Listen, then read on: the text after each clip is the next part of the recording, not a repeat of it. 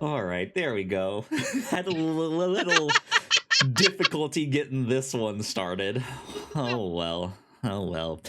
Melissa, if you had a piece of food that looked like a Pokemon or had Jesus's face on it, just miraculously, right? This thing happens, you recognize it. What would you do?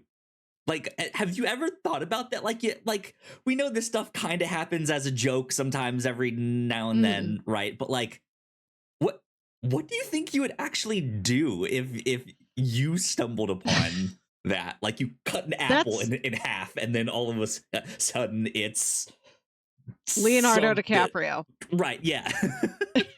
What if you had an apple that looked like Leonardo DiCaprio? That's a good question because I don't know if any of us are prepared for that. I don't know Right. the best practices. I don't know if there's a wiki how that'll tell you what to do, Is who there you some like approach. official third party governing body that like will A notary, grade a your public yeah. notary. Yeah. Because I like, if I stumbled upon that, I Uh-huh. I don't know, like, I feel like I'd be caught up in the moment so much that I almost might forget that people pay good money for this stuff, right? That I don't know, like, how do I preserve this thing? Like, do I just No clue. stick it in a Ziploc and hope that's it? Or Glad press and seal. Will that do the trick? Will it still right. look like him? And I might be like, but I'm hungry, right? Like, I just That I know that's what I would do. I'd maybe take a picture, tell you, and then eat it anyway. right, yeah. I don't know, because I feel like it happens so rarely that it's just like a once in a lifetime kind of thing. But Melissa, it happened in the past like week or so of us recording this podcast. A Cheeto shaped like the Uh-huh. beloved Pokemon Charizard has been auctioned for $87,840. Jesus Christ, man! And they have a so let me see if I can pull this website up. Unfortunately, there's going to be a bunch of ads, but anyways, oh, my button's still not working. Gosh darn it! Let me make sure I turn that off and then bring this guy up over here. So here's an image of the Charizard in question, the Cheeto Charizard, the Cheerzard. Um, and yeah, looks Yeah. exactly like a Charizard. It's kind of wild. I don't know how real, like, this had to have been planned. Like, how do they make this? Well, I well, there's no uniformity to most snack foods. Cheetos, they're just knobbly little guys. I don't know how you make a Cheeto. I don't know if it spurts out of one machine and another machine like cuts it and fries it, and these are like some fried bits that stuck together. I don't know where Flamin' Hot Cheetos come from. They didn't tell me in biology class. You don't learn that in history, right? No. Yeah, just, this is so bizarre. I love it. There's a I'm Cheeto happy it exists. I'm that looks like confused Charizard. about who paid that. And to be fair, the article said that the winning bid was actually $72,000. And then Ah, I guess there's like another 17,000 that's just fees. Worse yeah, than yeah. I would think like Ticketmaster over there. right, fees or taxes or something like Right. that. I don't know. Shipping and handling. I I hope that one of the Pokemon forefathers bought this. This is a purchase by Nintendo or a Yeah, museum. I did As not the read this man full said, article, but it belongs in a museum. Indiana Jones 6, food that looks like things. And the Indiana yeah. Jones, Oh, the Chamber of Food that looks like things. this isn't even really a full article. Get away from this thing. Can I go back to my thing's not working still? Gosh darn it. Anyways, we're back on screen. Um, yeah, if so now beyond the what would you do? What would you want it to be? Like you cut that apple in half and you look at it. You already said Leonardo DiCaprio, but is that I, best case scenario for you? What would tickle you the most? Right? What what? would Like I want it to be Daniel Day-Lewis because he has more Oscars? Like what maybe is? maybe You asked, what if you saw a Pokemon or Jesus? And I thought, why choose? Why not both? I have just the thing for you, Melissa. That's a Jesus that's a in a Jesus. Pokeball right here. Yeah, but that's not him on a Pokemon. That's not a Blastoise, but him. I want both. I caught Jesus. He's with me. He's safe. He is with all of us. He's with all 151 Pokemon from the original. Anyways, No later, no later ones. He does not stand by no. Chikorita. Yep, Chikorita has no, not accepted Jesus into its heart. not at all. Ladies and gentlemen, welcome to number 291 of the Whatnauts Captain's Log. My name is Kyle Springer, and I am joined by Melissa Wilkinson. Melissa, how are you? How's your week been? Last week was busy. I had a lot of work events, and this week I got to calm down a little bit and just lay there.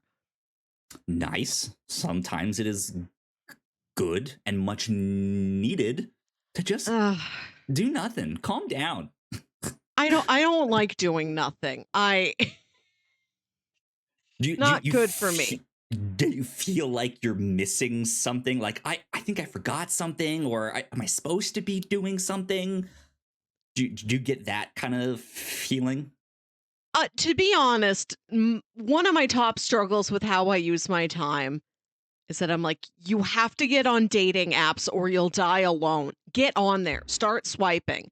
And I'll do that for I will block out time in an afternoon, if in an evening. Sure. If I have nothing to do on a night, I'll do that for an hour and I'll get nowhere. And then I'll look back and I'm like, well, I wasted that hour. I feel bad when I don't do it, and I feel bad when I do it. That's where I've been. Interesting.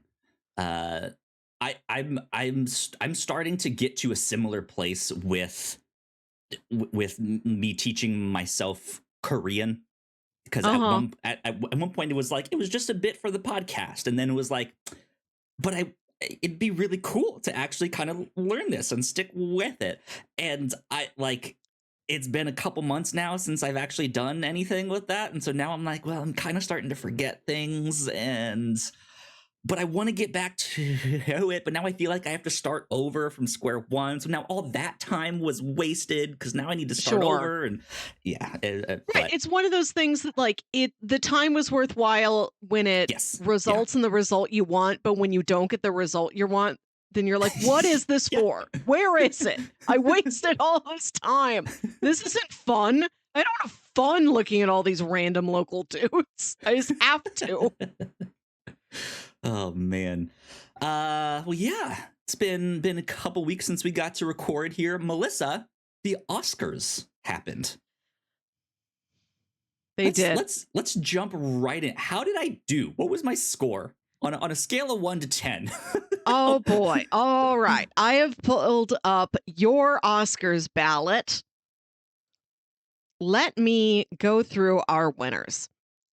Actor in a leading role. Hold on, I got it. These have to be two different colors. This one will be blue. Actor in a leading role went to Adrian Brody for The Brutalist. Mm-hmm. Actor in a supporting role went to Kieran Culkin for A Real Pain. That one you did predict correctly. Nice, thank you. Actress in a leading role went to Mikey Madison for Honora. You predicted Demi Moore. I also did. That was a real toss-up. Good for her, though. Actress. Yeah, very good for her. Actress in a supporting role. I don't have to read all of these. Can you vamp for a minute while I actually count the number you got correct? Yeah, sure. Yeah, so if you guys are unaware, you don't remember, Melissa had me the Oscars are a little gold guy. Pick these, yeah. His second name is Meyer. Apparently, that's all I know. Um, but no, she had me kind of do my Oscar predictions fairly blindly. I had seen some of these movies, but just as equal to the amount that I had seen, there were some in there that I had not seen. But Melissa follows these award shows much more closely than I ever do. Hmm. So yeah, I just kind of got to take stabs in the dark here of who I thought might win. Um, and so that's fun because in the past I've had Melissa do similar stuff with video game related things for like E3 predictions or Summer Game Fest predictions. So she's turned the tables on me, so to speak. I sure did. Yeah, indeed. Wow, you got one of these right that you randomly guessing did nail one that nobody was predicting. I'd like to thank God. I'd like to thank my manager. I'd like to thank Jesus. I'd like to Right, yeah. thank Blastoise. Like to Okay, thank Kyle. whoever created the Pokeball that enabled me to catch Jesus. Hold on, You know. my... I don't remember where I put my ballot. I kept it. I went to a party at a friend's house and they were very nice and they like had the ballots printed out, but also had them like secured to a little piece of foam board. So it was like its own clipboard. You could write on it on That's your nice. lap. It was very helpful. That's But cool. because it's not just a little piece of paper I could fold up, I don't know where I put the thing. So your guesses ultimately netted you 9 correct predictions out of 23. Oh, okay. Not bad. You got Kieran Almost Culkin. a third. Almost. You know, you want to do the real math about it? I think it's technically over a third, but 39%. Okay. 39%. Yeah. There you go. You got Kieran Culkin, animated feature film Flow, costume design for Wicked, directing for Anora, international feature film for I'm Still Here, makeup and hairstyling for The Substance, production design for Wicked, live action short film I'm Not a Robot. The shorts are always because nobody's talking about them. Right. The campaigns aren't really out there in public. You don't get the buzz, you don't get the vibe. Nobody is good at predicting shorts winners. But I am. You did better than me. I was 0 for 3 on shorts. And then adapted screenplay for Conclave. I got 18 out of 23 correct. Doubled my score. True.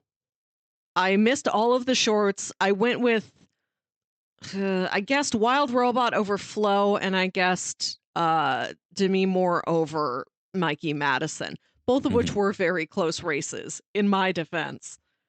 Sure, yeah. But a fun night, a fun experiment. Did you watch any of it, or? I did not. No, I don't. To be honest, don't remember what I did that night. May have been hanging out with Rachel, no, because it was on a Sunday night, right? Yes. I think Rachel went to hang out with some friends to go roller skating. Wow. And I think I stayed at home and watched TV. But not this TV? Yeah, no. I was like, let me watch I don't know. I don't remember what I was watching. Star Trek, the cartoon show, Prodigy, or something like that. I don't remember at all. But yeah, that's what I did. It was fun. It was fun. It was weird, and I have no idea what this year is going to be like. Right. And we've got a whole wide race stretch out in front of us. Who could take anything? There you go. What did you think about a Nora winning? They basically swept, right? I think most of the things they were nominated for, they won. Yeah, is that right? Everything except supporting actor, I think. Okay. That is a historic amount of wins. because with this being a little indie movie, Sean Baker was the director, producer, writer, and editor. And he Mhm. won an Oscar for each of those 4 roles. Damn, And he now has the most Oscars for any person for one specific film. that's kind of I wild. bel I believe the previous record holder was James Cameron for Titanic. And there was one Oscar night in like the 50s, maybe, where Walt Disney won 4 Oscars, but for different projects, not Oh 4 for wow. the same one. Right. Yeah. Yeah. Yeah. Only person to do that is Sean Baker. It was once he got editing, I knew it was on. It was really fun to watch that happen throughout the night. That's cool. That's fun. Like, does the I mean, with something like that where he's breaking a record is fun to watch unfold. But Mhm. does the show get more awkward as he like keeps going back up there and is like, well, I I only had one speech. So uh that like, how does I that watched unfold? I watched something like that, and maybe in like the Emmys or the Golden Globes earlier this year or late last year.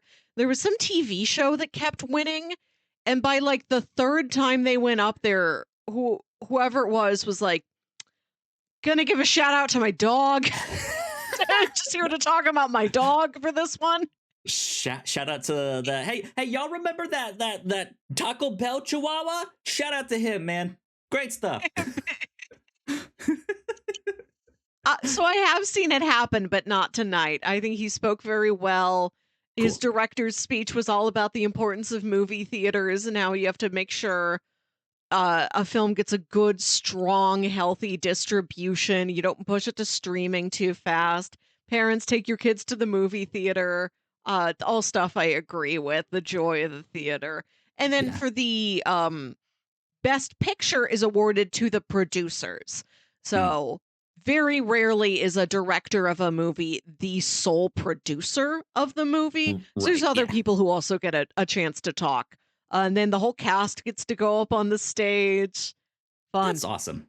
Did you have a specific moment or something from the Oscars that stood out as like, oh, this was particularly fun to watch, or a good speech that you Hmm. enjoyed? What stood out about the Oscars? When Adrian Brody got Best Actor, he goes up on stage, and when he's halfway up the stairs, he realizes he has gum in his mouth, and he takes the gum out of his mouth and throws it at his wife, like, "Here, do something with this." And I'm like, "You could have just swallowed your gum. You'd be fine." Amazing. Oh, that's fun. So at one point, you and I have talked about. I would love to show you one of the video game award Yes. shows. I'm not sure how you want to go about that. If we want to go about that, it was just something that Yes. we kind of tossed No, out there. yes. Yes. Because I like award shows now of any how kind. long was the Oscars? How long did the show run for? Oh. Oh, it's a beefy boy. It's like, it started at 6 our time, and it ended at, like, 9:30 or Okay, something.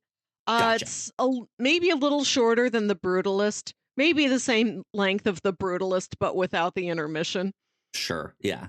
Okay. Because my hesitancy to make you watch one of these things is I know you don't know much about video games, nor do you really care. So having another show that is like 3 hours ish No, I'm is like I she's gonna am be so bored. fascinated by the structure, design, and pacing of award shows regardless of topic. Mm. In fact, I'd trade you. If I could stop watching Gundam now and just watch the Game Awards every year, I would love that trade. That's good for me. I'll make the sacrifice and make sure you watch Gundam right now, so I don't subject you to all of No. um cool. Yeah, I would love to show you the video game awards. There are other award shows. Some Mhm. people try and say that the video game awards are the Oscars of the video games. I don't necessarily think that's true, especially because as you'll kind of see, there are a lot of advertisements and stuff that happen in the game awards. Hmm. And there is stuff like the DICE awards that is much more like these are other developers voting on other developers stuff. So it is more like, hey, we're awarding ourselves, like a much more, in my head, that's much more like the Oscars. It Yeah. is like the film industry itself and not some like, well, everyone voted and this is what it is. Even though I know you kind of, I think you can vote on the Oscars. Is that right? Can I vote? Does my vote count? No. Would you Damn like it. to know how the Oscars does? I know they campaign, but like I don't know behind the scenes if like there are outlets or stuff that get a vote No. No, or it's stuff like not that. journalistic. Other awards bodies might be. For the Oscars, it is people in the Academy of Motion Picture Arts and Sciences. Sure. You have to be somebody working in that field.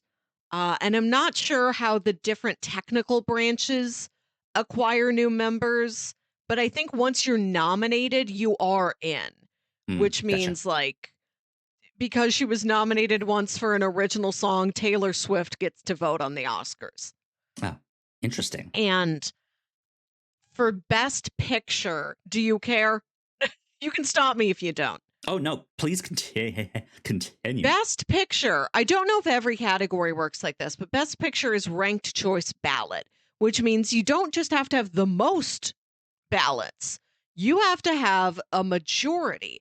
So if they tally up everybody's rankings of the 10 Best Picture nominees and nobody has 51%, they will take whoever has the most awards and or they will take whoever has the least awards and nullify it.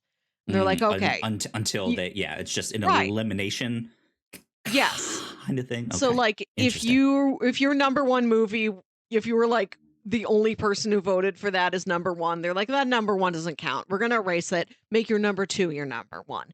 And they keep doing that until they reach that majority vote. Okay. Interesting.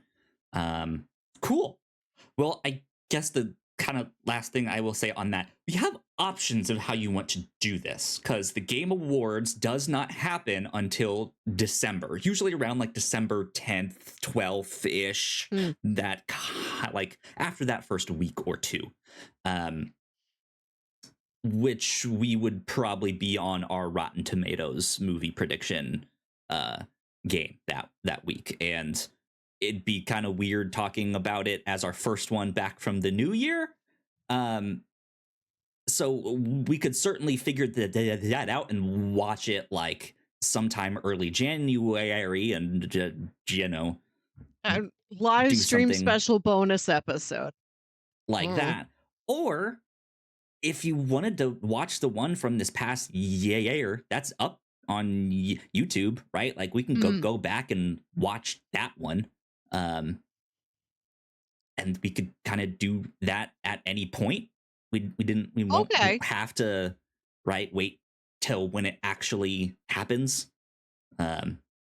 So you know, if you would have just watched the Oscars, we could have done a neat little trade. we certainly could have.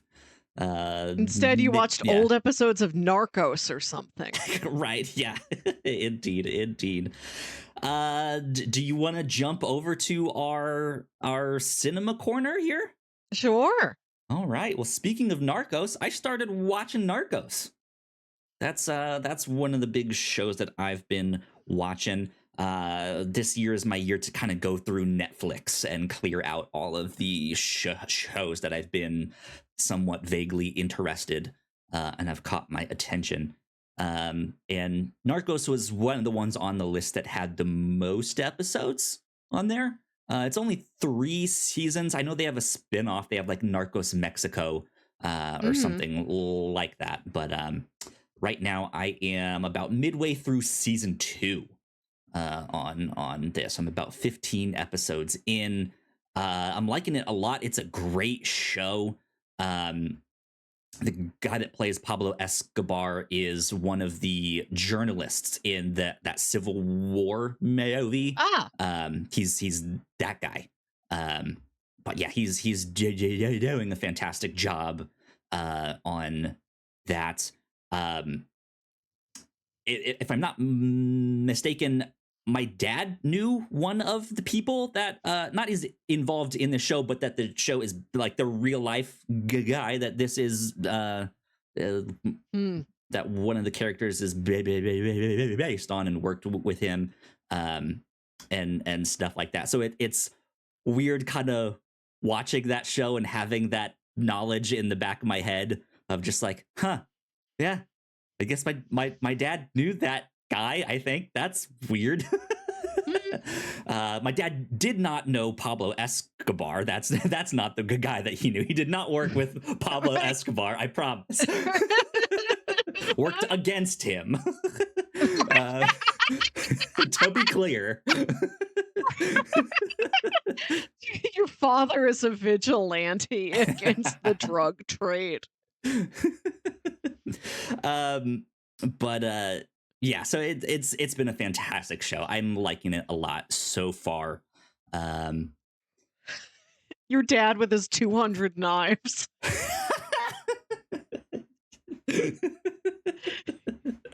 Oh man.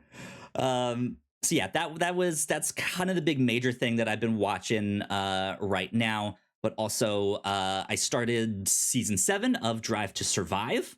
I think we're also about halfway through with that, maybe a little more than halfway. I was watching it before I hopped on the podcast here. Is that the new one? Because I thought that just came out like 2 days ago. Yes, came out on the 7th. There's 10 episodes. Oh, it all drops at once? Yes, because it's on Okay. Netflix. Mm-hmm. Well, I know that's typical for Netflix, but I thought because this was like following a season, I didn't know if it had weekly updates. Prior season. Okay. So it's not current with like the F1's season is starting next weekend. So Okay. it's not following along with the current one, but giving you more of like a behind the scenes look of what happened in the previous one. And that's been a lot of fun. Good season so far. And I also started Daredevil Born Again. Melissa, have you gotten a chance to watch this or start it yet? I'm a big Marvel person, but this is the one area of Marvel where I feel the malaise that a normal person does about it being too much to keep up with. I watched the first 2 seasons of Daredevil and nothing else that was on Netflix. Oh And man. it's so much to go back to and not even rewatch it. But if I just rewatch like recaps and Easter eggs, that's like a feature length amount of time just to catch myself back up to the context of it all. And then there's like 18 episodes of it. And I know there's not 18 episodes of it all at once, but this is the one where I'm like, do I have that kind of time commitment in me? I don't know. You tell me, do I? Understandable, first of all. I do highly recommend most of the the Marvel Netflix stuff. Daredevil, especially. Season 2 did kind of take a little bit of a dip in, not in quality per se, but in like interest level. It just was not as interesting. But season 3 was also very good.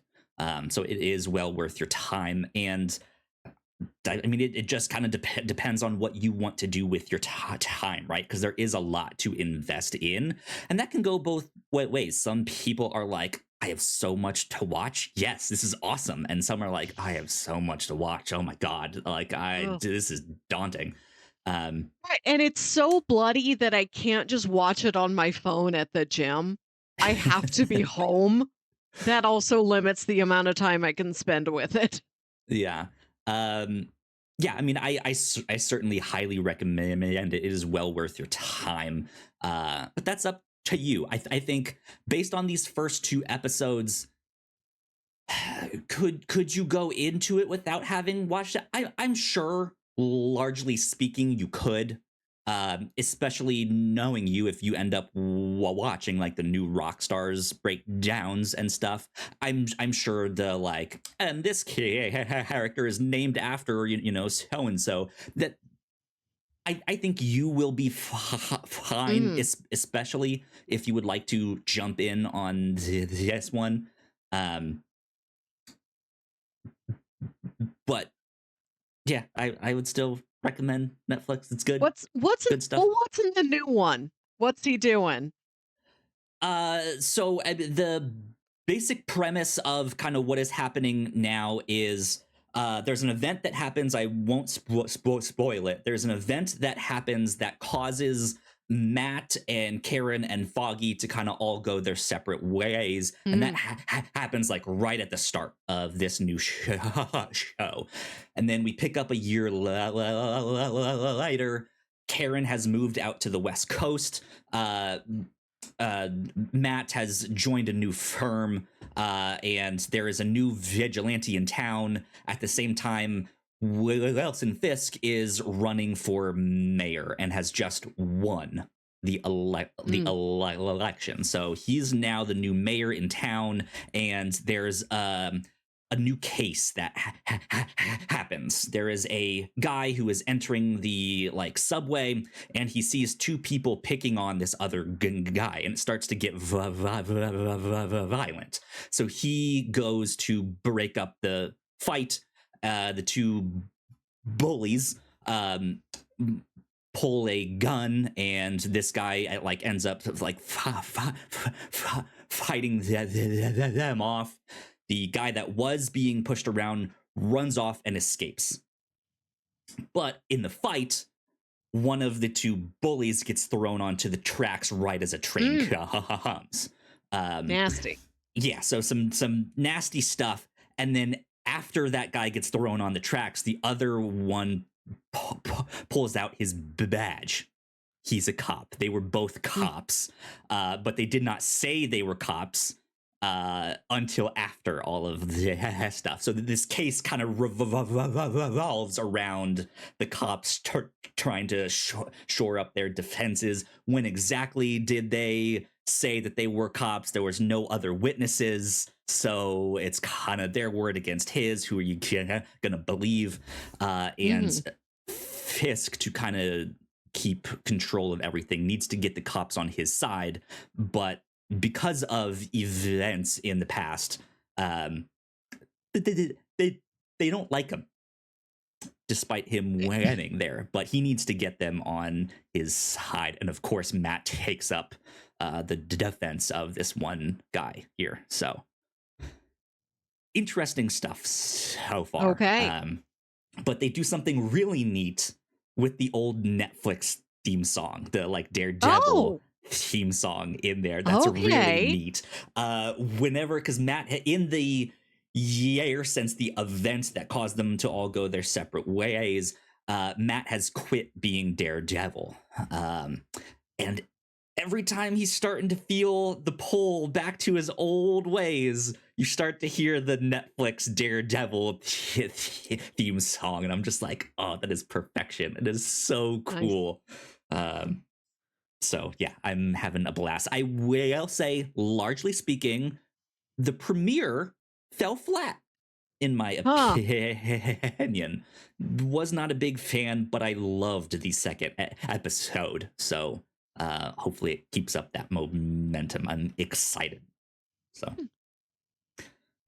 that is all I will say on that. Melissa, your turn. Yes, my turn. What have you been checking out and watching? I saw Mickey 17. Ooh, we just got our tickets to go see that on Tuesday. Okay. Well, I won't tell you how many Mickeys are in the film. That's a secret you have to discover. Thinking about that of like, I need to go check that number. I think I was looking for a number higher than 180 or something like that. I don't know. I don't remember off the top of my head. That's true. Let me double check how many Mickeys you guessed were going to appear in the film. Let me see. I Uh, can pull it up too. Highest number we will see is above 70. Not 180. Even still, that's a good high number. it's And still a lot of Mickeys. to be clear, my prediction, this was a prediction that we made in our Rotten Tomatoes movie prediction game that we do every year in December. And to be clear about my prediction, not the total number of Mickeys that we see, but Mhm. one of the like named, what number Okay. do they Like there have? might be a time gap, and then at the very end, centuries later, we meet Mickey 70. Yeah, Mickey, Okay. or it has to be above 70. So it would have to be like Mickey 71. And I'll just be like, by golly, I got it. So yeah, that was my prediction for that one. So I'm excited to say this. I've heard pretty good reviews. It's fun. So It's fun. It's the pacing is a little off. If it was tighter, this would be an excellent time. But interesting. it Okay. is still pretty good. Mark Ruffalo, he's doing this like horse acting Horse where acting. you see this face I'm making? Yeah, you're like Where gritting it's your like teeth. right, it's like all teeth "Arr." and like his lips are kind of curled. He's doing that the whole movie. It's a weird performance and I love it. And at one point he's wearing this Welcome to the Whatnauts Captain's Log.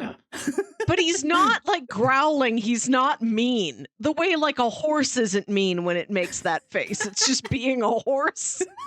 He's doing that. Oh. At one point in the movie, he's wearing this metallic suit and he has his hair kind of fluffed up. And I'm watching him and I'm like, what does he remind me of?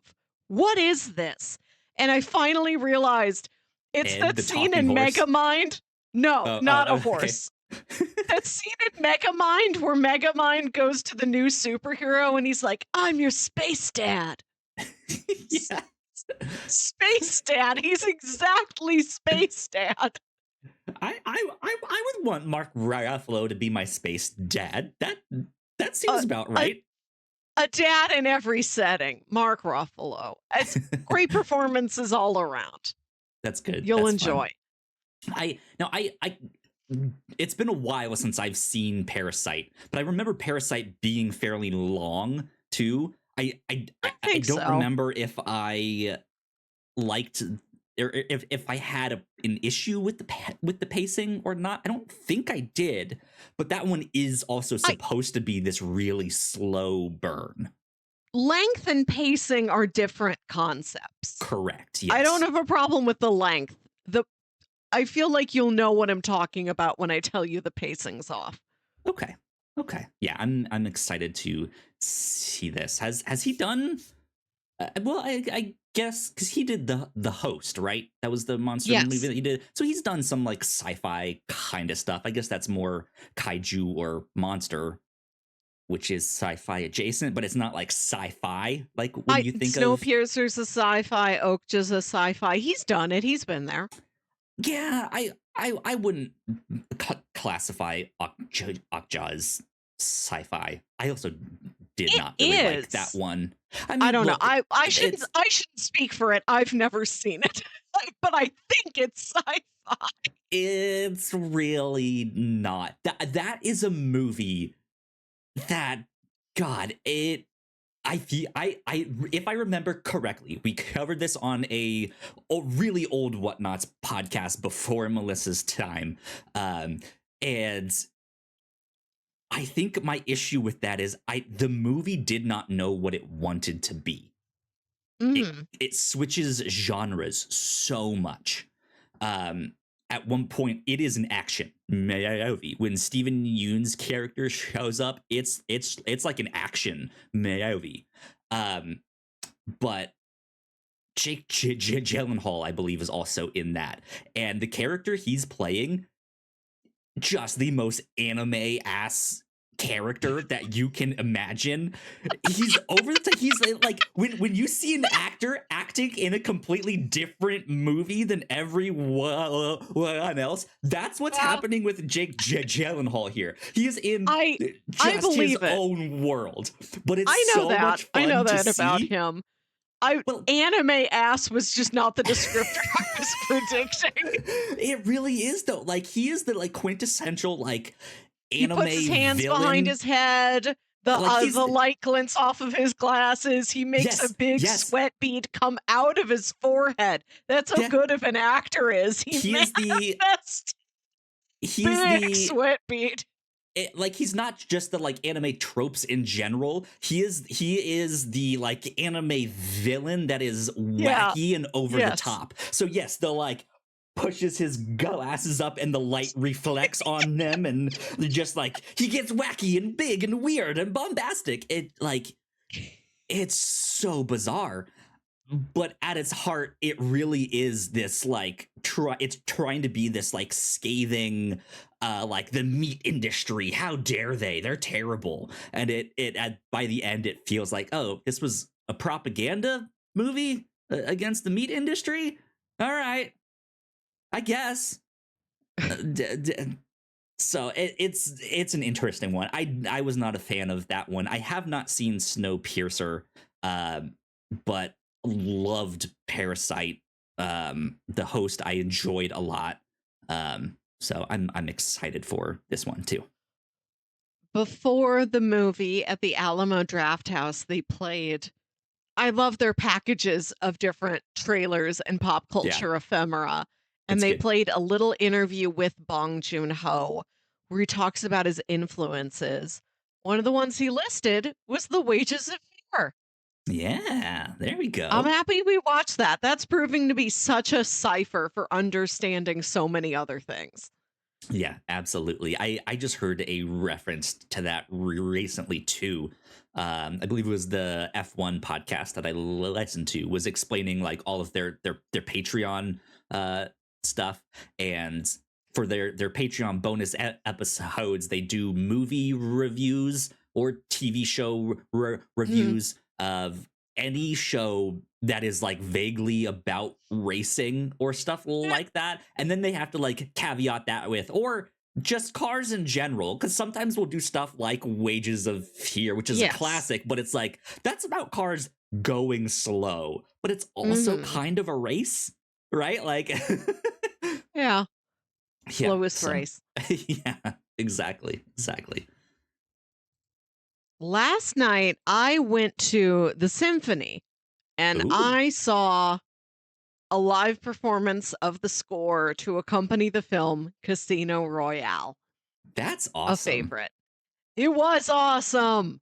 And they don't play the Bond movie is not in that movie until the very end because it is a Bond origin story, and only once he completes this journey he's really James Bond, he's really 007, and then you get to have the theme. Just that's at the end. The orchestra can just like cook with it. Incredible time. I loved it. Awesome. I recommend if anybody can do anything similar. I don't think I've been to the orchestra since I was a kid on a field trip. I really need to go more often. And I don't have context for classical music, I realized, at all. Like, I don't know what's right for beginners. I can tell you names, but I don't know what the names like mean. Like, if I didn't know anything about movies and I was learning movies, I could tell pretty quickly. This is what a Spielberg means and this is what a Scorsese means. But right now, from where I'm standing, I know Beethoven and Mozart are guys, but I don't know what makes one guy different than the other guy, you know? Right. Or how does Chopin figure in, or Chopin, or however you say his name, right? I don't know the pronunciations. I don't know the style. I don't know what I'm there for, like what mood I'm in for. I've seen Tar, and it didn't help me as much as I wish it helped me. Yeah, but I think that's the thing, though, because like I feel like you would to go to the orchestra just in general, maybe a good thing to experience, right? But also if you're not super into classical, I don't really know if you need to start figuring all that stuff out. But what you did and went to something that you care about a lot, James Bond, and got I to love see him. this like this orchestral version of that, like that's really cool. But the downfall is that the lights are low because they're playing you a movie. And I wished I had gone to just a plain old music concert where I presume the lights stay on and then I can see the Can see musicians them, yeah. better. Like I could see them okay, but I wanted like detail. I want to see them like really noodling on a bassoon. Oh yeah. So I There got to go was back. speaking of the game awards earlier, the guy was there this past year, but the year before, there's a guy that was playing the flute that became a meme because he was just getting it. He was so into that piece that he was playing for the orchestral like melody for game of the year. He was up and down like rocking on his flute, just like going nuts, and it was just like, man, this guy's having so much fun. Look at him. It's just so cool. So yeah, stuff like that is fun and entertaining. Though I feel like at the orchestra they maybe have to be a little more contained than he was. But who knows, right? Right, Not who does us. know? I don't know. The conductor's stand has a little, like, railing on it so the conductor doesn't fall over, which is good. I'd Yeah. love to see a conductor who is in danger of falling over. How into the do they get? I wanna Or see. like, you know how they've done those like crazy mega like rock shows where the drummer is lifted up on the thing and then like spun upside down and stuff like that. Like, do they do that with the conductors at all? Oh, well, like, the rest of the orchestra has to see them. Yeah, but if their like head is still in the same spot, just rotating around, I don't know. Anyways, the closest thing that I've been to like that was, of course, that Avatar: The Last Airbender in concert thing.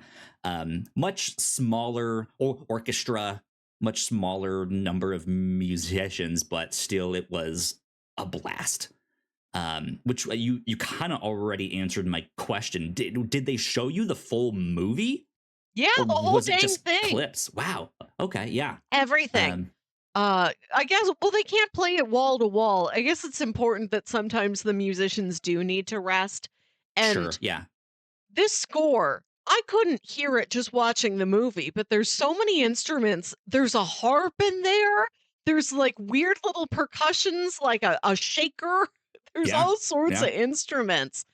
And not all of them get used the same amount. Like, I don't like the violinists really need a break. I don't know if bassoon needs a break so much. I kept trying to catch the bassoon. I never saw them when they were on. Yeah. Uh, I got to see all of these things in action someday. Yeah. It's weird seeing that movie with an intermission added because they just have to Mm, divide it in the middle, right. Yeah. Yeah. which I didn't think about. The Avatar one had the obvious intermissions when they did the changes of Yeah. books, the like the Book of Air, Book of Water. But that was only a clip show. They weren't like going through an entire episode or what have you. It was just like, here's characters and here's clips of that character, or clips Mhm. like from that book of like, here's loosely the thread of the plot, you know. Cool. But yeah, that was fun. That was cool. That was good. That I was good. I love Casino Royale, and to see James Bond win, I think it's $115 million. And I sat there and I thought about how Honora cost $6 million. And like with the money he has won, he could fund almost 20 new Honoras. Jesus. Yeah. I know. You can make, hold on. So you do You could win. make 14 the Brutalists with his winnings. Damn. So you do win money from the Oscars. How does it? Does that go to Oh, production. no, you don't. No, you don't. Like, that's Okay. how much it cost to make the movie. Anora was a $6 million movie. They didn't get, like, the Oscars didn't give them that. There's not a prize. You just get the statue and you get to vote next time. That's what I thought. And then I thought you had said something of like with his winnings, he could With now James fund. Bond's winnings. Okay. When he All right. wins the Yeah. So Casino Okay. Royale Yeah. in the Yeah. movie Casino Royale, I just translated that to indie movie dollars. I Like, understand he now. can fund A24's whole slate for the next year. Yeah. Okay. I'm following now. That makes sense. Melissa, let's take a quick break for housekeeping. When we come back, more James Bond news that we'll Yes. get to and a few other things here. So we will be right back. Fingers crossed that my button works. Thank you so much for checking out this podcast. We hope you're enjoying it. If you didn't know, we make multiple different shows here at the Whatnauts, and a lot of hard work goes into making them, so we would love it if you check them all out. But none of this is possible without your support. Head over to patreon.com/thewhatnauts, and you can get access to over 40 hours of exclusive content, including our Patreon first podcast, The Pilots Club, when you sign up at our $3 tier. Of course, there is a free version of the Pilots Club available, but episodes are exclusive to our Patreon for 2 years before they hit the free feeds. If you're interested in buying merch, we have shirts, hoodies, mugs, and more for sale over at thewhatnauts.com/store. Another great way to help us out is by subscribing and leaving a nice rating and review on your podcasting app of choice. You can also subscribe to our YouTube channel for video versions of the show, trailer reactions, and live streams. And lastly, you can always find out more information about the shows we make on our website, thewhatnauts.com. All right, we are back. Once again, a big shout out to all of our Patreon supporters. Thank you so much. We appreciate you tons. Over on the Pilots Club, we just released our episode on Matlock, the new show that I think is still, season 1 is still going, I believe, right now. Maybe. I think. We got to watch the first episode of that and discuss it, and we had a great time with that one. I was excited to see what the hubbub was all about with that new Matlock show, and it did not disappoint. So the Year of the Detective is rolling on over on the Pilots Club. However, over on the free version of the Pilots Club, we just released our episode on CSI, the original pilot for CSI. So also kind of honorary member of the Year of the Detective. But I think at the time when we did that one, we were just looking for some early 2000s nostalgia, stuff like that. So good stuff over there on the free version of the Pilots Club. Right here on this show, last episode, we already mentioned we did our Oscar predictions. Melissa, you also got to do your Wet Awards. If I'm not mistaken, this was the second time you did them, the third time you did them, the third year in a row, where I've looked at the 10 Best Picture nominees and ranked them on a scale of wet to dry. I think next year I'm going to shake it up and do which ones have fruit energy and which ones have vegetable energy. I don't know. It's just some arbitrary, meaningless spectrum. Yeah, love it. So we got to talk about that. And I also got to watch a movie called Hundreds of Beavers that was absolutely fantastic. Highly recommend you all checking it out. I watched on Tubi. Please go watch that. It is great. It is hilarious. So yeah, we had a blast over on that episode of the Captain's Log. Over on the review show, we got to talk about some comic books. Love Everlasting, volumes 1 and 2 by Tom King and Elsa Chartier. This is kind of a belated Valentine's episode since we did all of For All Mankind in February. But this is kind of a romance, sci-fi, mystery, something. The main character of this book, Joan, keeps waking up in these tropes of romance stories. These like, oh, we were born together, but you're in the upper class and I'm in the lower class, and I'm your maid, so we can never be together. But I love you and you love me, and all of this stuff. And every time she admits she's in love, and they tie the knot, and they want to get married or something like that, there's this mysterious cowboy that shows up and kills her. You know. And then she wakes up in a new reality, and she's like, I loved Daniel, but what happened to Greg? But wait, wasn't there a Timothy? What's happening? And it's a very interesting book. We had a lot to talk about with that one. I highly recommend checking it out. I'm sure I will be mentioning when the third volume comes out later this year in September. So yeah, that is what we did over on the review show. And last but not least, over on the Reactor Core, we have the first half of our Severance Season 2 coverage up for you guys to check out, as well as a spoiler cast for Captain America Brave New World.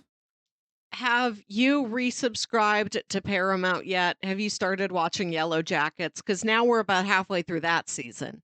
Not yet, but I'm about to. Now that it is in March, I think I'm about to here. Okay. But yeah, Yellow Jackets might be coming up down the road. What else is happening? I don't know. It might not do anything for Daredevil, but there's some good shows that are happening right now, for sure. So be on the lookout for some more stuff in the near future over on the Reactor Core. But that's about it for housekeeping. So let's get back to the show. Melissa, we got two ways to go here.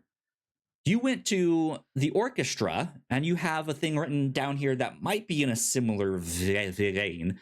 But that orchestra you went to was also James Bond, and we have a James Bond thing that we can talk about. Let's talk about James Bond. Let's talk about him.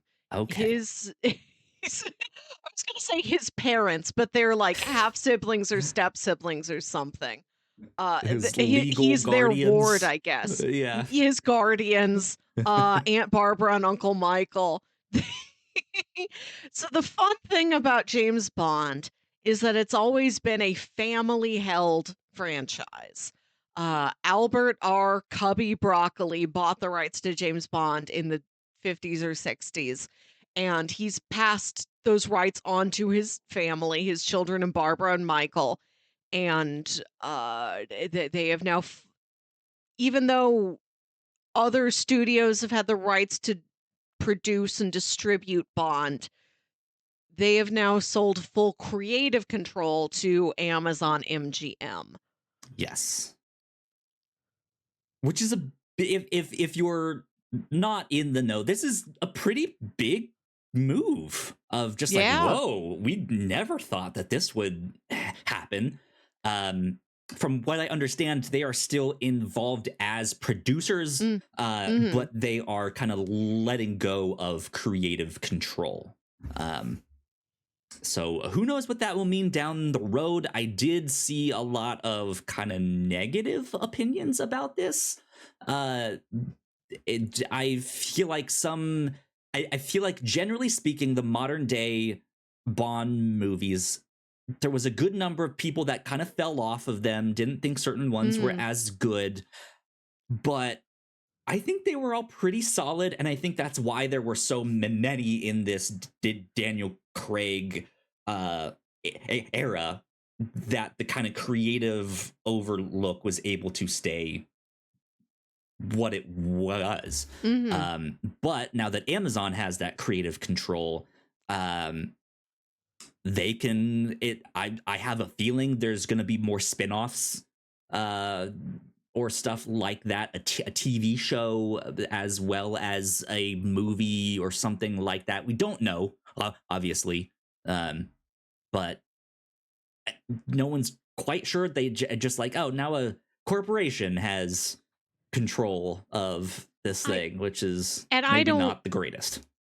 I haven't done a lot of research into it, and I don't know, like, if there was a next generation of the family, if there was a close colleague, maybe there wasn't a clear next in line uh, to an individual. Yeah. And I guess it's better that they're starting a transition now instead of Amazon fully holding the reins after one or both of them are dead. I don't, Yeah. they are like older folks. I don't know. Um, and it's just been like a corporate name. I'm like, there must be individuals who are going to be steering the ship on this. And I don't know their names. I look forward to learning who they are. Who are these producers? Who are these showrunners? Overlord What's Jeff their pedigree? Bezos. Well, what's their pedigree? What's their taste? Right. At And least one thing you can say is that Amazon productions never feel cheap. They put budget behind things. That Rings sure, of yeah. Power show, that thing always looks expensive. Yeah.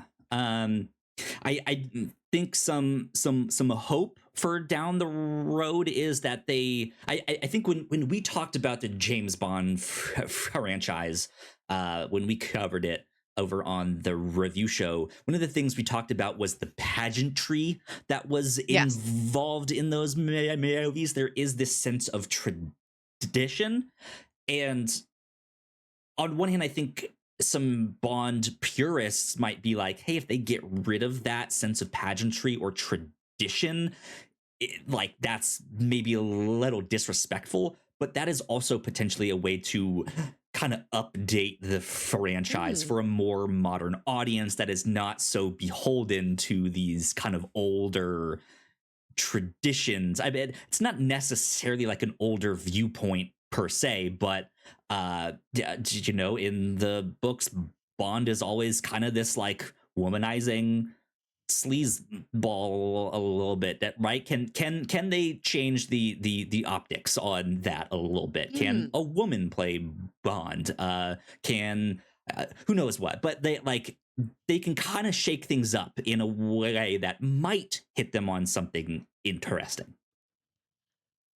Yeah, and I was listening to a movie podcast that pointed out we shouldn't treat the Bond. I know it was like I know Bond means a lot to people, but we shouldn't treat it as sacred when it's made 25 movies and there's maybe only a handful of those that everyone agrees are very good. Right. Like that's Yes. Yeah. true. It is like I love it, but it is so corny. And it's something that even if it is lower quality, can still be like fun, just cheesy, dumb Sunday afternoon fun time. Yeah. And I'd be fine with more of that. Yeah. I think with Amazon's success with Reacher, um, and stuff Right. People like like that, Reacher. yeah, they would want something akin to that, but also something that could compete with Apple's slow horses, right? The success of that Will be even too. more mundane. More office work. No gadgets, more bureaucracy. No, but like in all seriousness, like that is also a successful show from a competitor, and so Mhm. for Amazon to be like, hey, we have the spy, right, is a big draw that I think people will pay attention to. So Yeah, and I'm okay with there being more variants. I've long thought I'd like there to be shorter runs at Bond to have a greater variety of Bonds. Like maybe from now on somebody will the have like Bond 3 verse, movies. yeah, No, not currently, just like in a succession. Like we've had a lot of the actors, unless you're George Lazenby or you're Timothy Dalton, it's like 4 plus. It's like long stretches. right. And I think this is a role that means more to people and can have more facets to it. Oh, sure, yeah, And in absolutely. order, right, just like nobody gets more than like 3 movies. And we're going to Or do like one-offs, not spin-offs, but like this one guy is going to be this one Bond for this one specific flavor of a movie one time. And then the next one's going to be different. I could certainly see, yeah, like if here's one thing I don't want. I don't want the like Marvelification of this. Mm. It's all a connected universe, right? No, or to have like one creative head at the top that it has to like keep everything to make sure it all fits, right? Don't necessarily want that. I would love to see different takes by different Yes. creators. Yes, But it's a that is film series that is also an anthology, not or within each film, but as a whole franchise. not even as an anthology, but like you could have one actor playing James Bond in a TV show, one actor playing James Bond in a series of modern movies, but you could Mm. also do a series of movies with a different actor that's set in the 1950s, right? So you could do Okay, different time to periods of take like a Bond here. Batman approach. Sure, like Yeah, there can be you have Robert different Pattinson, eras. Yeah, you have a cartoon, and then you also have who the new one's going to be for that story where he is a kid, whatever yeah, that new DC movie is. And we can understand, oh, these are the same character, but they're separate continuities. They have nothing to do with each other. right. Exactly. Exactly. Different branches. Yeah. I think that'd be Well, fun. So it's been a long time without Bond. I'd be happy to see any development of any kind for a new one. yeah, indeed, indeed. Well, to continue our pop culture lightning around here, I got two more quick things to mention. Matthew Lillard has joined Daredevil Born Again Season 2. I don't think we know what character he's playing yet, but just something I would toss out there. I know he tends to work more in like horror spaces, Yep. which is interesting. So I'm excited to see what he does down the road with season 2 of Daredevil Born Again. And last but not least, over at DC Studios, they've announced 3 new animated series. There's a Starfire series, Fun. which I think will be a lot of fun. And one of the creatives working on that show has also been working on the My Adventures with Superman show, which is phenomenal, and is one of the creatives behind the She-Ra show on Netflix. So People like that. I think that one will be pretty exciting. Speaking of the My Adventures with Superman show, they are also making a My Adventures with Green Lantern show. And I'm really stoked about this one personally because the Green Lantern they are focusing on is one that a lot of people may not have heard of. Her name is Jessica Cruz. Oh yeah, I don't know her. She's a much more recent addition to the comics and continuity. It's always kind of interesting or hit or miss when a new character is introduced. But she is one that has kind of stuck around, and people seem to kind of like her the more and more that she's been brought into the comics continuity. So excited to see her in that one. And last but not least, a show with a very generic, kind of bland name called Superpowers. This seems like it is kind of a school for the next generation of heroes, in which Sky High. the like main teacher is I believe Martian Manhunter.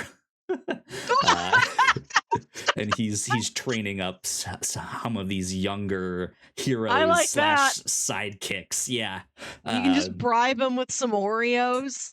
right. Yeah.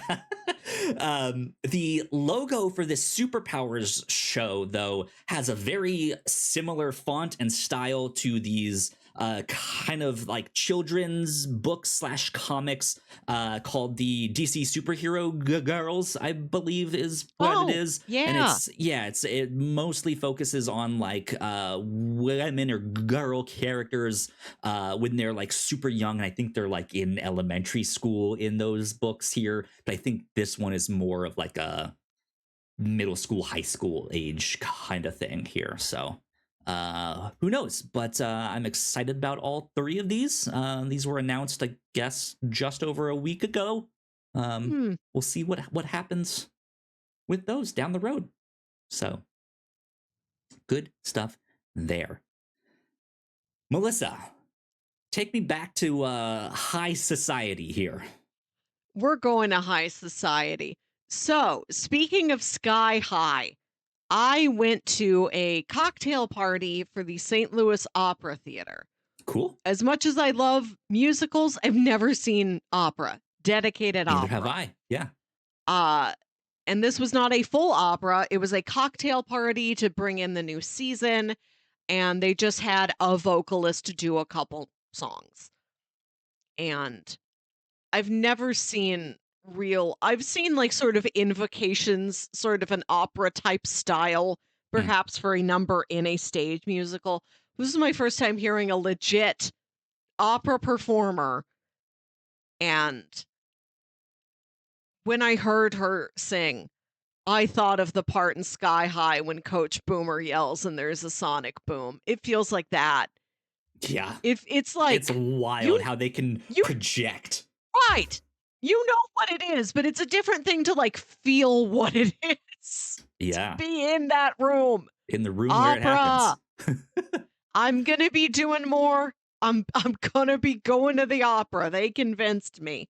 Nice. And our local theater does all English language operas. And they're like contemporary, like 20th and 21st century stories, like diverse voices, like more down to earth. Interesting. Relatable, approachable operas for normal people. That's the thing. Like, I would love to go to the opera at least one time, right? Yeah. Just as a like, I've been there, I've experienced it, but I don't know anything about opera. So to hear that like new operas are being made is news to me, right? Of just like, whoa, they still make those? You're not just like stuck on the classics. That's cool. We can go. If you want to see an opera, let's see. Oh, maybe they won't be doing opera when you come visit this summer, but we can find some at some year in the future. Yeah. I think one of the operas they're doing this summer like is a world premiere. Oh, wow. Truly. New opera. Amazing. That's cool though.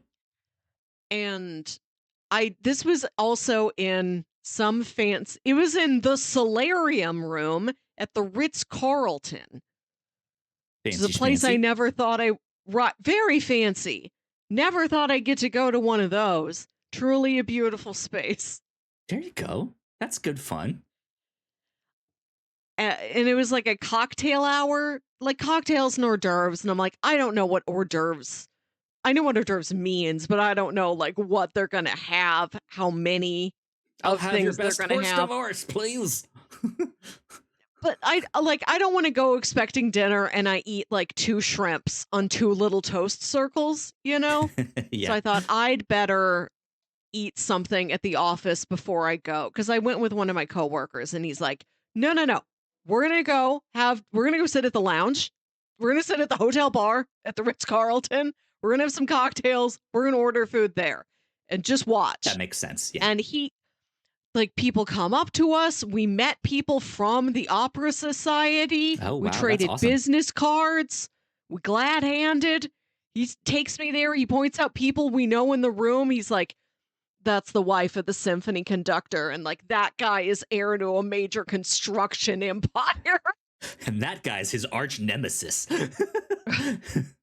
So it was a very, very helpful, like I got to go with one of my coworkers who trained me. Now, this is what you do at a cocktail party, like a real ass cocktail party. There you go. Important stuff. Indeed. Is there any kind of like, I mean, did it like when they say cocktail party, what kind of cocktails were they serving there? What was it? Were you not allowed to get certain? Like if you were like Jack and Coke, will they all like and like stop and look at you like, how dare you? This is a high society, ma'am. No, it's. I mean, I don't know if that would happen. Well, so this was in like a separate space, and they had a little bar, and you could go up to the bar and order something. And I panic when I don't have a menu to pick from. Because I can name a cocktail somebody has ordered in a movie, But Sure, I don't know if people, like, still make one of those. I they don't do. know if I'm naming, like, some obscure thing that the young bartender has never heard of. And they're like, "Well, how do you make that?" And I'm like, "I don't know. They didn't cover that part in the movie."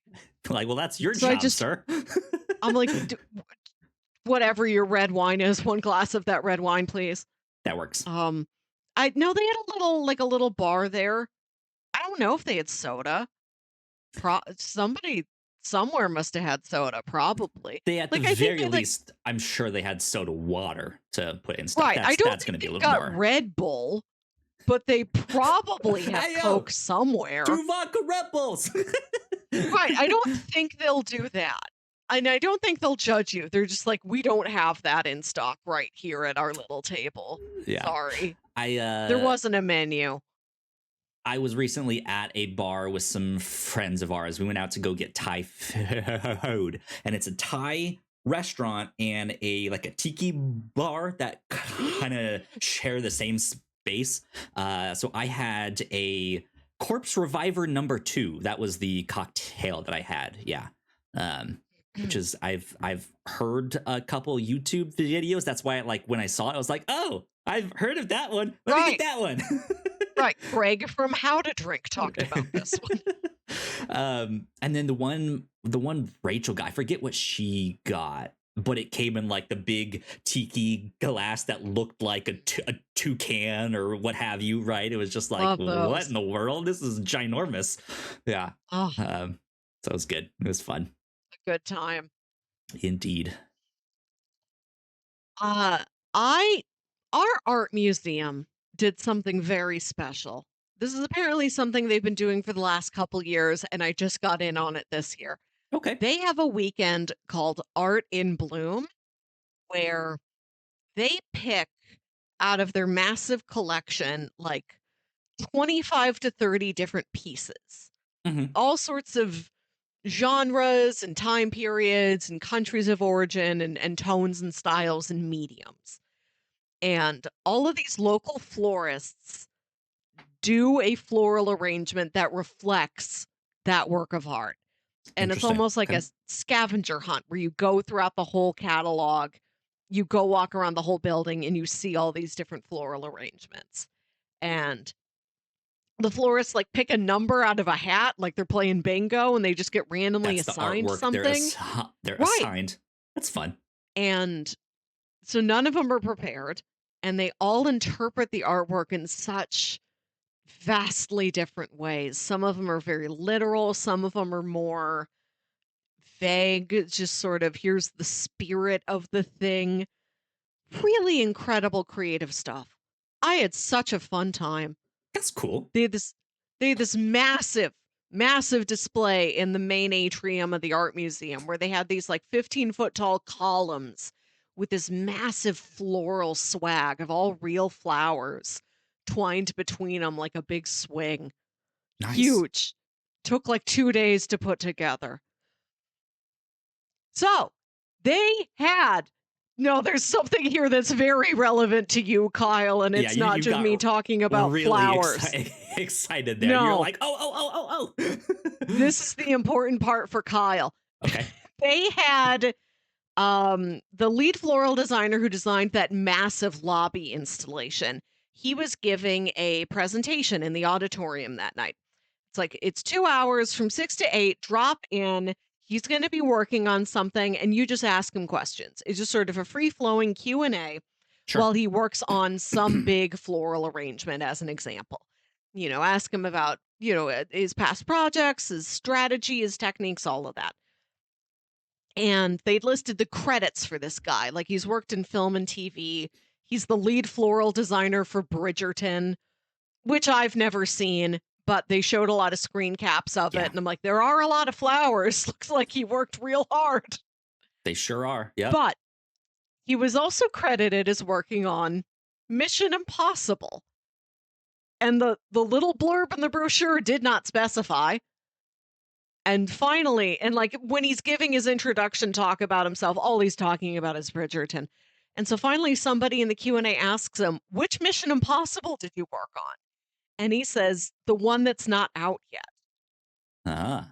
And they're like, "Well, what can you tell us about the flowers it has?" And he's like, "All I'll say is it's not a funeral." Interesting. Okay. So this is the one piece of information I have going into the final reckoning. Big elaborate flower displays, not a funeral. Big elaborate flower displays. Yeah. I don't know. Wild. I'm now thinking of like car chases through some like crowded bazaar A marketplace floral market, maybe. kind of thing, and he crashes into something as all these petals go, Right. exploding M everywhere. Maybe we go to the White House of President Angela Bassett, and he mocked up that rose garden, or he mocked up the flowers in her office. Yeah, Maybe something like Ilsa that. comes Interesting. back to Okay. life and her and Ethan get married. You don't Yeah. know. Right. Yeah. Big marriage Just or something like so that. somebody gets injured and there's just one incredible get well basket. Yeah, it's just like really really zoomed out. Like if I had to back up on screen here, and then Eh, everything else is flowers. Yeah, because they're just sitting in their truly. hospital bed, just sitting there. Right. What, you think you're gonna give Ving Rhames just any flowers? No. Only Give the him all best the and flowers. biggest. All of the flowers, indeed. That's fun though. I'll Uh, be it on the lookout. I've never heard of something like this before. I really hope other museums do it. It was so inspiring. That's cool. Every display was so different, so creative. We've got this temporary exhibit right now of post World War II textiles, Mm, just fabrics, patterned fabrics. And one of the fabrics was chosen for this exhibit, and it's just like geometric lines, it's just like squares. And the person who had to mock that up in flower form, they took these palm fronds and these big, like, monstera leaves and cut them so they're all perfect rectangles. I've never seen that before. interesting. Yeah. I'm gonna take this free flowing organic thing and take my scissors and just make it a Chop it up. geometric shape. Yeah. Yeah. Oh, That's fun. and then today I went to the botanical gardens. That's where I was. That's why Oh, we're cool. recording in the afternoon. Yeah. There you go. I've we've been to the botanical gardens kind of here in Oklahoma City. There's a part of it that is kind of like a big giant enclosure that I've not been inside yet, but there's like Big too. right, yeah, but there's also this big like park you can kind of walk around. I've been there. They have like an outdoor concert venue, a big old like playground and like fountain thing that people can run through when it's hot and stuff like that. Uh, I've There's been the around there a crayons. couple times. I But love the crayons in the children's garden. oh yeah, yeah. Um, Speaking of art shows, there's one that I found that's happening here locally. Let me see if I can pull up that website again. That I found and was like, I need to keep this in mind because this seems like a lot of fun. Happening in the middle of May at the OKC Farmers Market is this show. It is called Pancakes and Booze. And it's just a big art Wow. show where they make pancakes and give out alcohol. And I was like, sign me Oh, up. That good. sounds awesome. We've got a local pancake artist. A Nice. pretty nationally recognized Dr. Dan Cakes. Look Wow, out for he's Dan a Cakes. doctor in pancakes. I want to get I my don't know. doctorate in pancakes. That's his nickname, I guess, because his name is Dan, and they both start with a D. He's Dr. Dan Cakes. Double D, Dr. Dan. But yeah, it's this art show. It sounds like it's a traveling art show, so it's not like a local thing that only we Mm, do here. It happens in multiple mm. cities, at least around the country. But I think they were talking about like, oh, we just had one in Paris and we just had one over here. So I think it's just like an event that travels, and Wow, they just truly. try and yeah, they just try and like sponsor a bunch of art shows and stuff like that. So Oh my gosh. I gotta get I'm in on one of these. excited to check that out down the road. The, the Pancakes and Booze art show. Yeah, Come experience one of the largest pop-up art movements to hit North America over the past decade, celebrating over 14 years of serving free pancakes and introducing you to some of the nation's leading emerging artists. Yeah.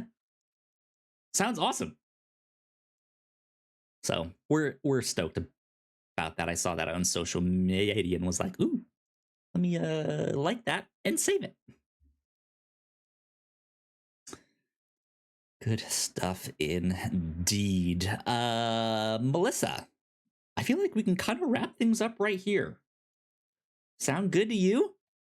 Sure. I would like to recommend, based on my trip to the botanical gardens, so everything outside was still pretty much dead. This is the first week of March. But I went to the orchid show, which is in like the conservatory, Yeah. the solarium, all the stuff in the like climate controlled buildings, a big hit. I've only ever been to our botanical gardens for this big Japanese festival they have every Labor Day when Right. it's so hot and so humid and so crowded. And I'm like, I need to experience the botanical gardens and actually see what it's like at When no other one is times there. of Yeah. year. This was perfect. And because it's like in the 40s and 50s outside, you go into the hot rainforest It just dome. feels good. And yes, it felt wonderful. I went to the arid zone for the first time because I never felt like going to the arid zone in Cool. first week of September.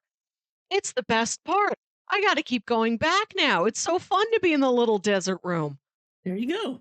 Good stuff. I'm just saying, like this time of year right now might be the perfect time for you to go in the big tube at your botanical gardens. Potentially. Anakin, wrong. About the sand? Nah, it's fine. go to the arid zone. It was great. Well, Anakin, he hates sand. Didn't say how he felt about a bunch of funky little cacti and all sorts of different shapes and sizes with weird names. Yeah, indeed. Well, good stuff. That's fun. Yeah, hopefully as the weather starts warming up, we'll get a little more out and about and get to explore a little bit. Next week, however, oh yes, I'm gonna be explaining Formula One to Melissa. Kind of similarly to how I was like, Melissa, explain football to me, because you had said you had started to watch a little bit of football or wanted to teach yourself at least how to follow it, right? So I was like, I challenge you then to come and explain it to me, even though I kind of already knew that stuff. I was like, this is good podcasting stuff. So with the Formula One movie coming out this summer, Melissa, you asked me to kind of give you an explainer on Formula One here. How do you understand what it is? So when you go see this movie, you'll be a little more in the know, a little more knowledgeable about what is happening here. So that is what I will do next episode. I'll kind of go through the drivers and the teams, and I'm going to avoid most of the like in-depth technical stuff. I'll take some technical. Give me a PowerPoint that I can follow along with. Sure, might not be PowerPoint exactly, but yes, I will make you a something. slideshow. Yeah, I've from been any platform. making notes and stuff like that. So I need we shall pictures. See. Yes, you have to give me a pictorial understanding. Yes, absolutely. I will make all of that. But yeah, I'll give you like a who's who, all of that stuff. I'll explain a little bit about the cars and some of the rules and things like that. But if you have questions, I know you really haven't watched a race yet, so you might not have stuff like that. No. But if you do, if you think of one, give it to me. I will work that into whatever I'm cooking up here. But if you think of something on the fly too, I will try to answer as best I can. Answer this for me next time. Is Le Mans in Formula One, or is it like Formula One's cousin? Cousin. Okay, thank you. Yeah. Is that the one where they pour milk on you? Which is the milk one? You can answer me 2 weeks from now about which is the milk one. Don't know about the milk one. So not something I'm aware of. But There's one sport where when you win, you drink a big milk, but I don't remember what sport it is. NASCAR? I don't know. That seems like a Maybe. NASCAR something. I don't know. But yeah, I will also give you some resource, or not just you, but anyone out there, resources of like I just gave you the basics. If you do want to learn more, here are some easy ways to do that. So yeah, good stuff there. Good stuff there. I'm excited about that. But we decided to do that next week next episode, because the Formula One season is just starting. And Drive to Survive season 7 is currently out on Netflix. And yeah, you'll have a little bit of that knowledge by time the movie comes out, I think mid-July. That might be something we can even go see while I'm out there with you. That would be an interesting one to experience in 4DX. We've got a 4DX theater, but it's not as good as your theater. I mean, the one time I went there, I did see Gran Turismo, so I know a little bit about racing because I saw Gran Turismo. Sure. And the 4DX theater was configured wrong, and the chair would just start vibrating while he's having dinner with his parents. It's a spidey sense. It's like something's about to happen, or you should know that the actress that plays his mom in Gran Turismo. I knew that. I knew that was Ginger Spice. Exactly. I knew that much. Thank you. Thank you very much. Coming up again next episode here on the Captain's Log. So you will be here mid-July. F1 comes out June 27th. So maybe that's perfect. You can see it opening weekend, and then like 3 weeks later, you're ready for it again. Yeah. We'll see. Yeah. We got lots of stuff to do for our 300th episode extravaganza. So yeah, I think that wraps us up for this episode. Melissa, where can the people find you on the internet? You can email me old-fashioned way. Write to me at yourhostmelissa@gmail.com. What's your favorite arid plant? Or what drink do you drink after a big sports event? When do you drink milk? Right, yeah. Indeed. If you guys want to follow me, I am at YoKyleSpringer. And if you want to stay up to date with all of the stuff that we do here at The Whatnauts, we are at thewhatnauts.com on Blue Sky. So please go like, share, and subscribe. You guys know the deal with all of that. If you're watching this on YouTube, go check out more of our videos right over there on that side of the screen. That would help us out a ton. And yeah, this has been number 291 of the Captain's Log. We will see you all next time. Bye. Now I get to wave. Bye.